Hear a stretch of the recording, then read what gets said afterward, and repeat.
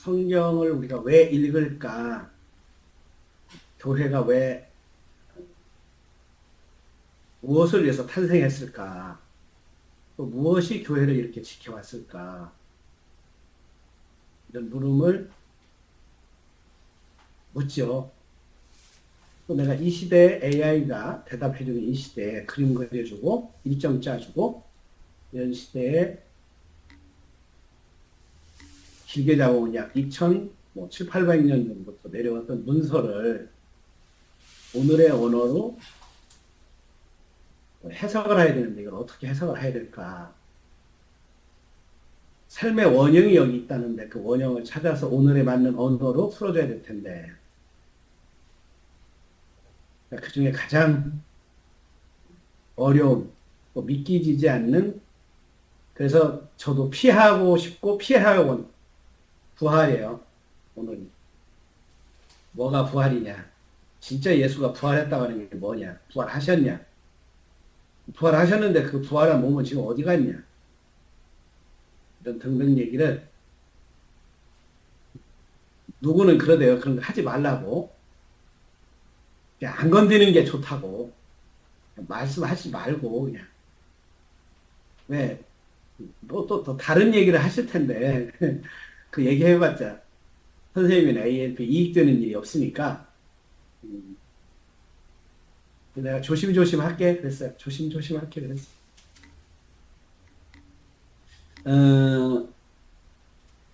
삶에 대한 어떤 삶이 이런 걸로 되어 있구나 이런 것을 알려줄 때 하잖아요. 나도 이렇게 살아야 되겠구나.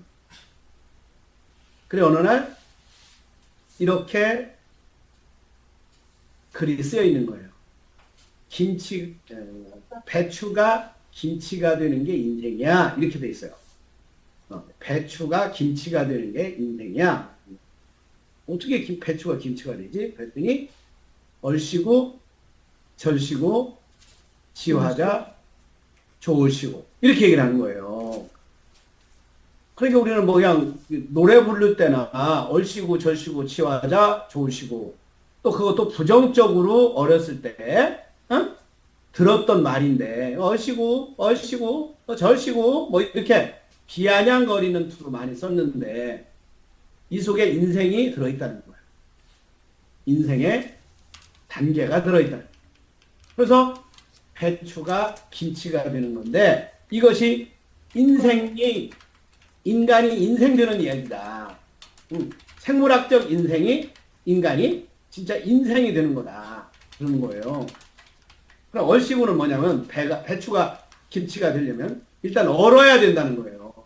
설이 내리고 가끔 눈도 맞고 그런 배추라야 김치를 담아도 맛있다는 거지. 그렇잖아요. 우리 가을 배추 어떡하죠? 때로는 서리도 맞고 때로는 얼기도 하고 때로는 눈도 맞고 그런 배추가 맛있대. 얼씨구예요. 얼씨구. 그 다음에는 절구잖아요. 절구. 소금의 절구고 양념의 절구고 그러니까 인생도 마찬가지고 인생의 단계도 얼씨구 단계를 거치고 절씨구 단계를 절여서 소금을 넣고 빳빳한 거 숨 죽이고 교만한 거 빠지고 고개도 숙여주고 이렇게 절씨고 또 그런 중에 이제 빠져나갔으니까 거기다 양념을 넣어서 맛이 들어가야 된다는 거예요. 근데 그 맛이 들어가려면 그냥 맛은 들어갈 수가 없다. 그것을 잘 절여서 단지 속에다가 쭉 집어넣고 몇 날 며칠이 지나면 그 안에서 지화자가 일어난다는 거예요. 지화자는 게 뭐죠? 변화된다는 거예요. 발효가 된다는 거죠. 썩지 않고 부패하지 않고 발효되는 거예요. 포도는 그냥 두면 말라비틀어지거나 썩는데 단지 속에 밀봉을 하면은 발효가 되잖아요. 그러면 새로운 것으로 변해요. 인생도 마찬가지다. 어떤 때 그렇게 변화가 일어나야 된다. 지화자가 돼야 된다. 그러면 그 빳빳했던 맛없던 배추가 얼씨구 얼었다가 절씨구 절였다가 지화자가 일어나서 변화가 일어나면 그때 우리가 이제 딱 꺼내가지고 쫙 먹으면 정말 좋은 식구가 된다. 맛있다는 거예요.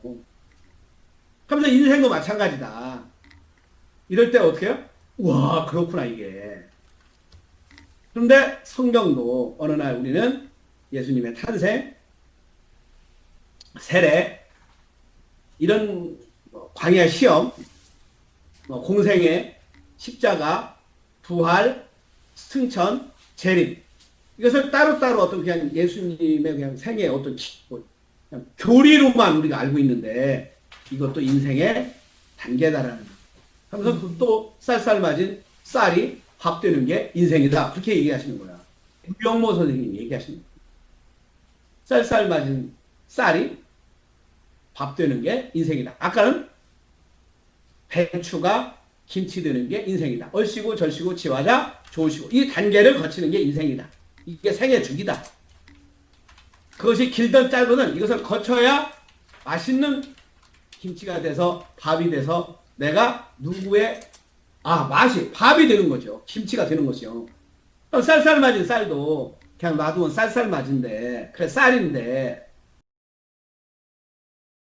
그 쌀을 씻는다는 거야. 쌀로 나왔잖아요. 탄생이야. 씻어야 돼.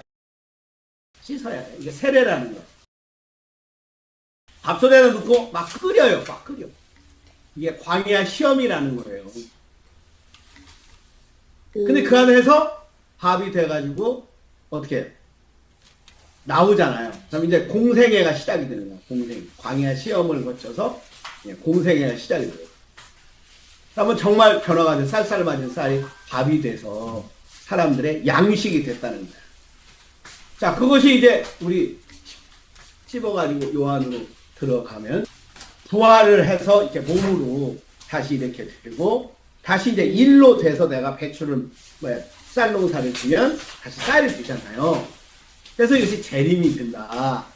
그러니까 쌀이 밥 되는 이야기나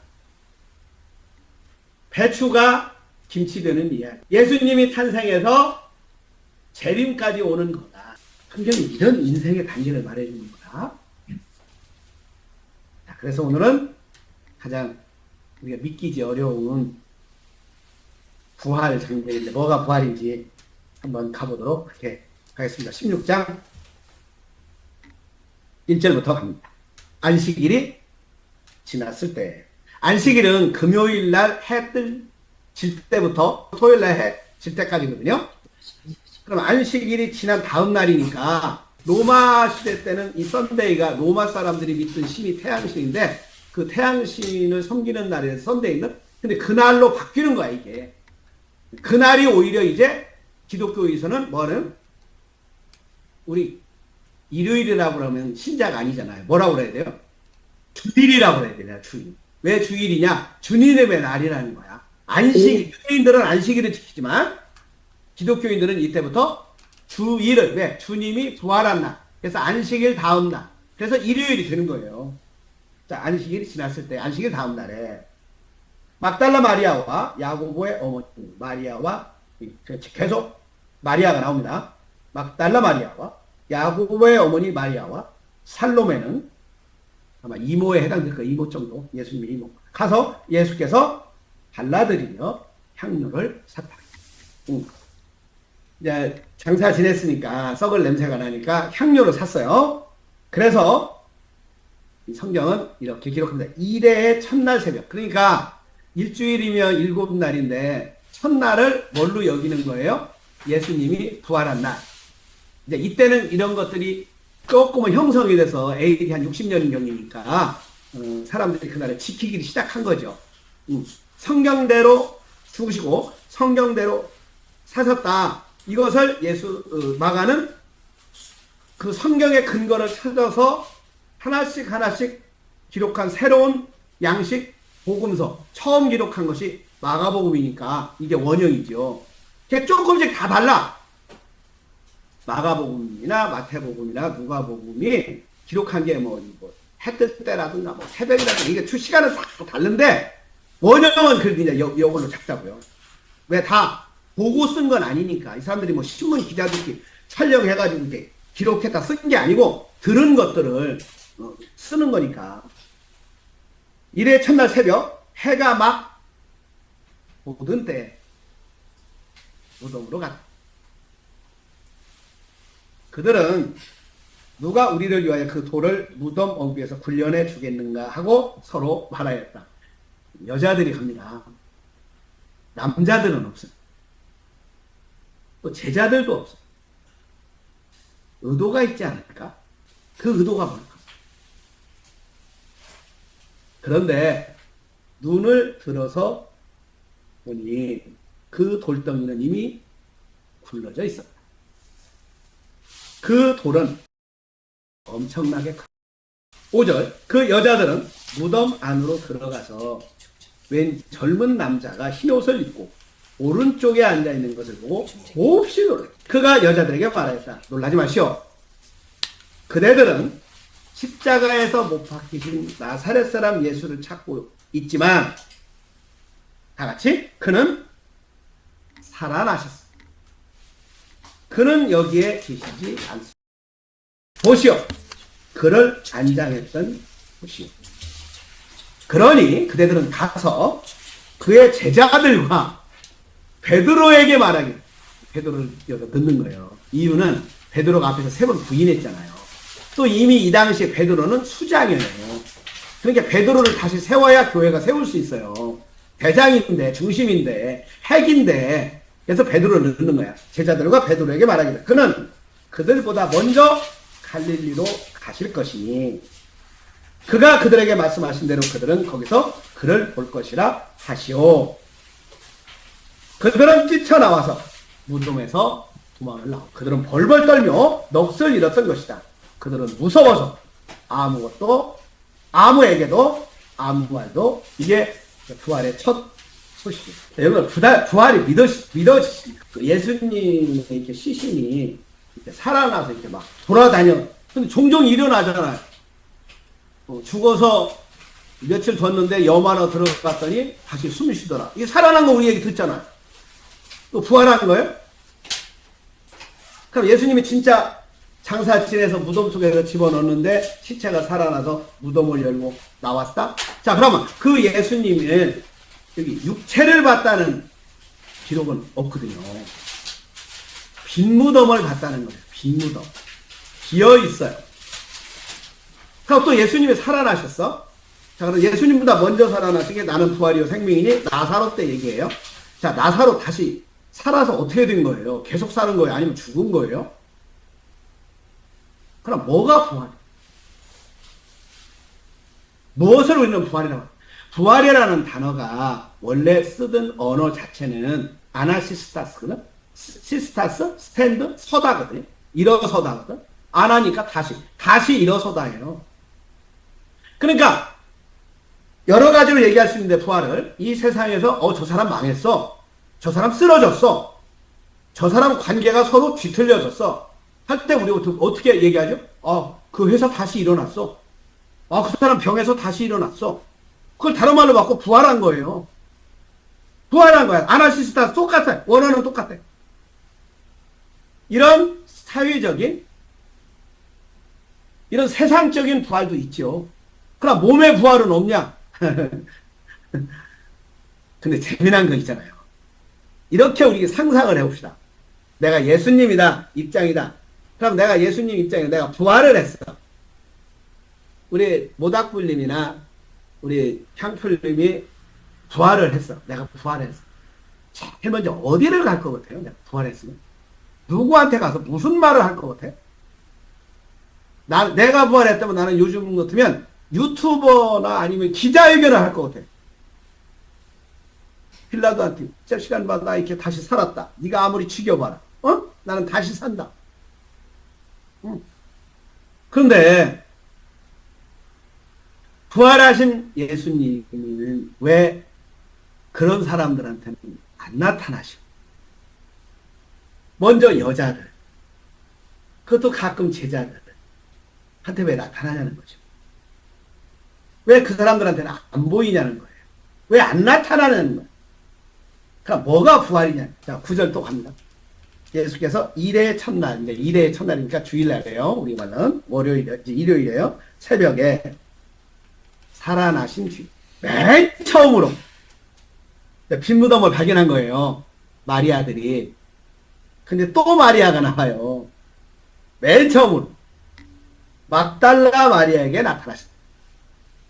그러니까 마가복음은 예수가 부활하셔서 제일 먼저 나타난 건, 사람들은 빈무덤만 받고 나타난 것은 막달라 마리아에게 나타났습니다. 베드로한테도 안 나타나고 빌라도한테도 안 나타나고 가야바한테도 안 나타나고, 아니면 이거에 나타날 바는 뿅 해가지고 로마 황제 앞에 나타나던가 뭐 이렇게 근데 막달라 마리아 앞에 나타나셨어요. 마리아는 예수께서 7 귀신을 쫓아내신 여자다. 마리아는 예수와 함께 지내던 사람들이 슬퍼하며 울고 있는 곳으로 가서 그들에게 이 소식을 전합니다. 예수는 이제 우리 선생님 돌아가셨으니까, 우리 주님 돌아가셨으니까, 우리의 희망은 다 끝났고, 수배 명령은 내려와서 다 숨어 있고, 근데 이 여자들만 나오는 이유는 여러 가지가 이제 근거를 대는데, 이제 성서학자들이 연구한 거죠. 마가의 의도가 뭘까? 왜 여자들한테만, 또 여자들이만 갔을까? 남자들은 뭐 했을까? 했을 때, 지금도 아랍 사람들은, 그 동네 중에 이제 기독교 말고 아랍계는 여자는 증인석에 못 쓴대요. 증인으로 세울 수가 없대. 예수님 당시 때는 더 했죠. 내가 어느 여자를 성폭행했어도 어떤 남자하고 둘이 그런 적이 없어 라고 남자 둘이 그렇게 말하면, 여자들이 성희롱, 성추행, 성폭행 뭐 이런 거 당했다고 하는 것이 전혀 그 여자 말을 들어주지 않아. 그래, 여자 말을 안 듣는 시대야. 눈으로 본 걸 말해도 안 듣는 시대야. 그런데 마가는 부활한 예수를, 빈 무덤을 남자는 하나도 동원 안 시키고 계속해서 누구를 동원시켜요? 여자들, 마리아들. 이 사람들을 동원시켜서 빈 무덤을 봤다. 또 부활하신 예수를 처음 먹고서 막달라 마리아. 또 어떤 성사학자는 이렇게, 왜? 남자들의 수배 명령이 떨어졌기 때문에 남자들이 조심해야 될 거 아니에요. 그래서 당신들 숨어 있어, 도망가, 내가 갈게. 그래서 여자들이 갔다는 거야. 자, 여하튼 이런 시대 때 여자들하고 같이 밥을 먹고 제자 삼고 또 부활의 증인을 여자로 보는, 이것이 이미 부활이야. 이런 의식이 이미 새로운 부활이야. 여자들이 투표권을 얻고 남녀평등 된 지 얼마 안 되잖아요. 200년이나 됩니까? 우리나라는 100년이나 됩니까? 그런데 이 당시에 이미 예수를 본 증인은, 사람들은 여자 취급, 사람 취급도 안 하고 그냥 여자들을 해하지 말라는 것은 왜 하지 말라니까? 남자들의 소유물이니까. 짐승들의 소유듯이 여자들도 남자들의 소유물이니까 그 정도로 취급받던 시절인데 제자가 되고 가르침을 받고 증인이 되고, 이거부터가 이미 부활이죠. 저는 그렇게 봐요. 이미 이 자체가 부활이에요. 근데 그 부활한 예수가 왜 정말 가야바나 빌라도나 남자들, 제자들 앞에는 안 나타나고 왜 여자들 앞에는 나타나는 거지? 이게 신기하지 않아? 그러나 그들은 예수가 살아계시다는 것과 마리아가 예수를 목격했다는 말을 듣고서도 믿지 않아. 나는 이 믿지 않았다는 거에 굉장히 위로받는 사람이야. 안 믿기지잖아요, 잘. 이 사람들이 그냥 듣고서 믿었다 라고 하면, 야, 믿지 않았다. 그렇지, 믿기지 않지. 예수가 다시 살아나는 게 어떻게 믿어져 그게? 자, 12절 그 뒤에 이제 그 뒤에 또 사건이 벌어집니다. 그들 가운데 두 사람이 시골로 내려가는데, 이게 두 사람이라고 해요. 누가복음은 글로바라는 사람이 이렇게 나와요. 어?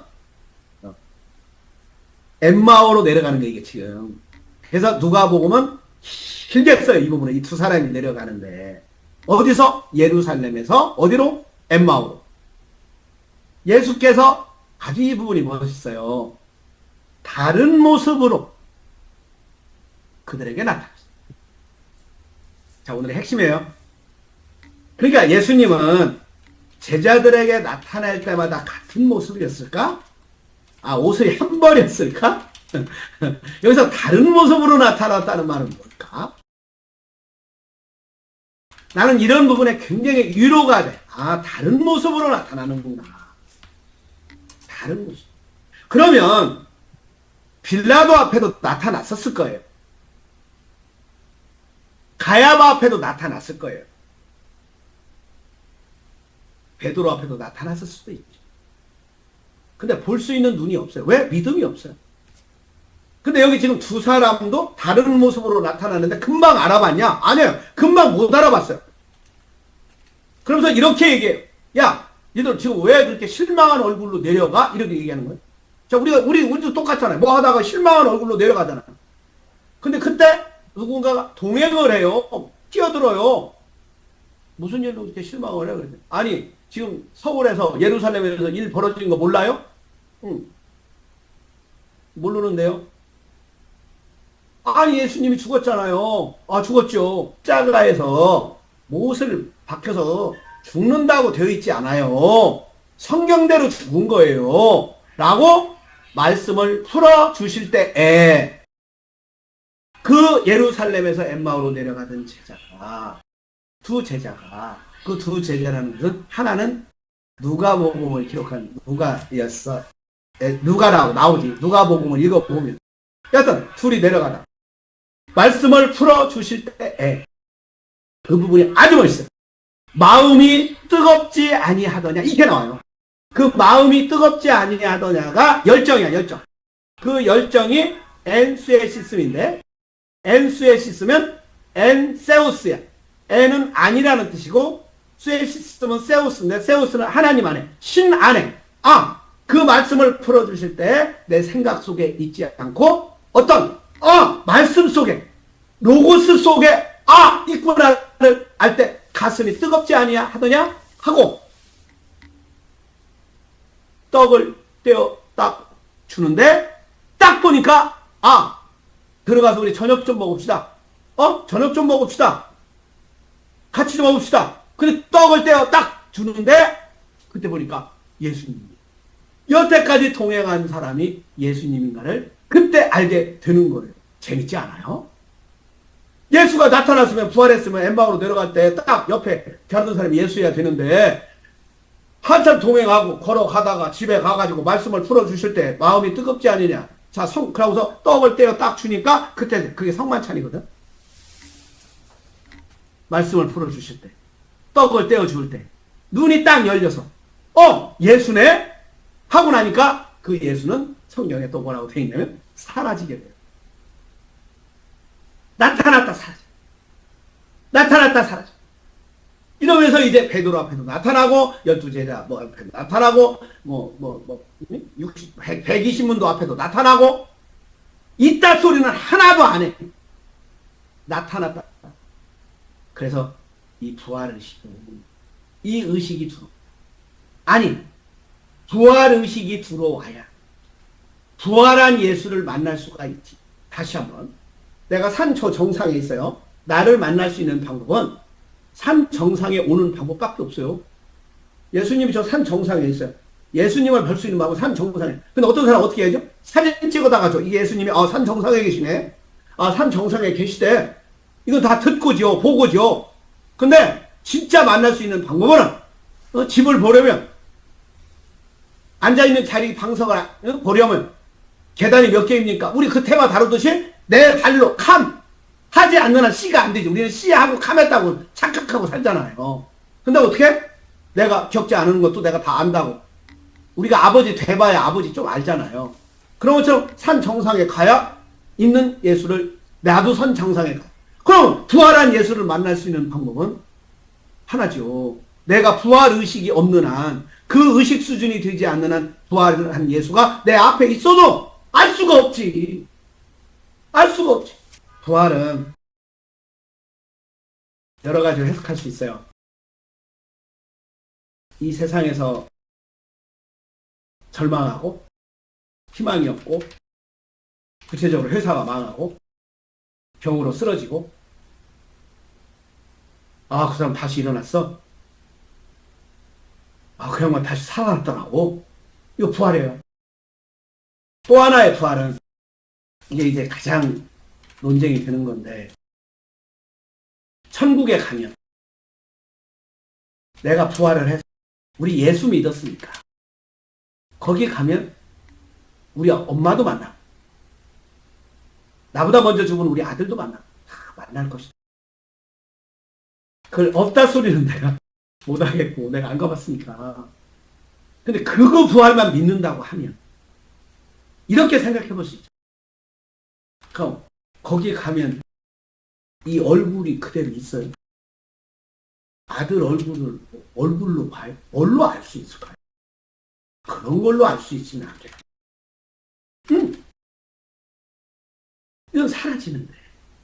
그럼 예수님이 나타났을 때 뭘로 나타났을까? 오늘도 예수님이 나타날 때 뭘로 나타날까? 그럼 2000년 전에 돌아가신 예수님의 상이 모르는데 예수님이 나타날 때 뭘로 알아요? 뭘로 아냐고. 무슨 옷을 입었고 얼굴 표정은 누구고 수염은 몇 센치고 키는 몇 센치고 체중은 몇 킬로고 우리가 어떻게 아냐고. 그런 걸 부활. 그것은 심리적인 투사하고 심리적인 전이죠. 그런데 나를 염려했던 사람들이 선생님 그 부분은 건들지 마세요라고 하는데 조금 건들면 그것은 심리적 투사하고 전이로 천국이에요. 그래서 사막에 있는 사람들의 천국은 물이 잘잘잘 흘러요. 소설 속에 나와. 이 사람들의 경전 속에 나와. 사막지대에 사는 사람들의 천국은 물이 흘러야 돼. 꽃이 펴야 돼. 열대지방에 사는 사람 눈이 내려야 돼. 북극이나 남극지방에 사는 사람들의 천국은 뭐예요? 온천이 흘러야지. 온천이.